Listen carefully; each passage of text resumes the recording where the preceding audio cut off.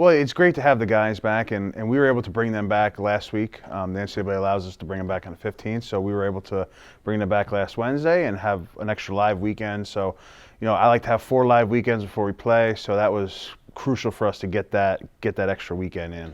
I think the guys have really gelled together, right? It gets to a point where they're no longer freshmen, they're no longer transfers, they're now one of us, they're part of the team now. So at this point, we've already molded and gelled together, and the roles are starting to kind of be defined, and guys understand where they are. So no longer are they freshmen. My job, I felt coming into this year, was to shore up the defense and and take care of the offense, and insert a couple freshmen and a couple transfers to kind of bolster that staff. Right, when you have a staff that's top 4 in almost every major category, but you finish 9th.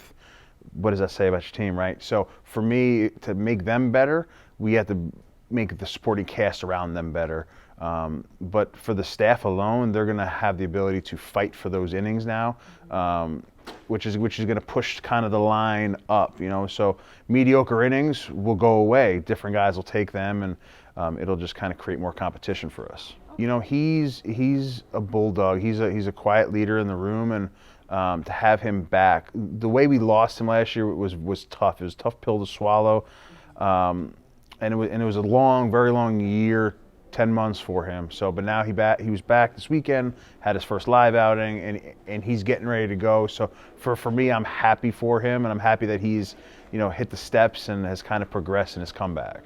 I think that the team really cements themselves after the first couple weekends, right? So you go down for 4 days, you take a flight, you come back, and they really start gelling together.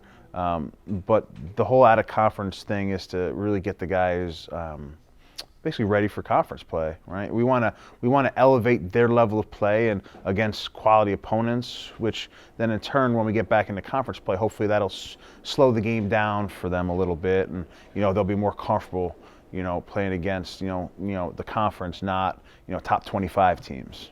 So I think early you have to take your lumps a little bit. I think there's a part of the season where you have to get beat, right? And then you have to learn from that, right? Getting beat, the guys always gets to a point where they realize maybe we're not as good as we think we are, right? So it brings them back down to earth a little bit, and then you can kind of build them back up, and then we can start winning, right? And the first couple weekends are gonna be tough, and then hopefully we can start getting on a roll and start winning some ball games, and that's how you kind of cruise into conference play, and then we have a couple tough tests right before conference play. So that's kind of where I see that going for us.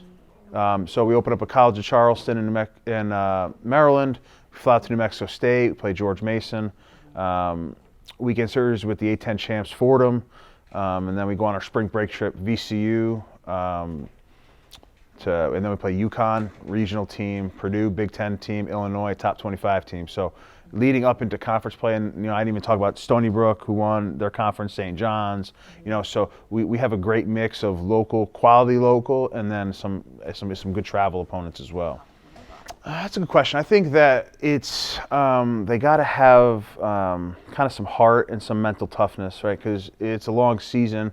It's a 56-game season, compacted, and it's about 3 months. So you're going to have your ups and your downs, your peaks and your valleys, and I think the guys need to kind of keep a steady ship, right? And it's my job to kind of steer the ship, just make sure we're going in the right direction, right? And they drive it. They drive it. So I think as long as we're mentally tough, mentally focused, and we do a lot of stuff in the off season to drive some of the focus and the mental toughness and the attitude, and so I'm excited to see how that kind of comes through this year, and I hope for a good campaign. Okay, thank you so much. Thanks for having me. Good luck. Thank you. I appreciate it.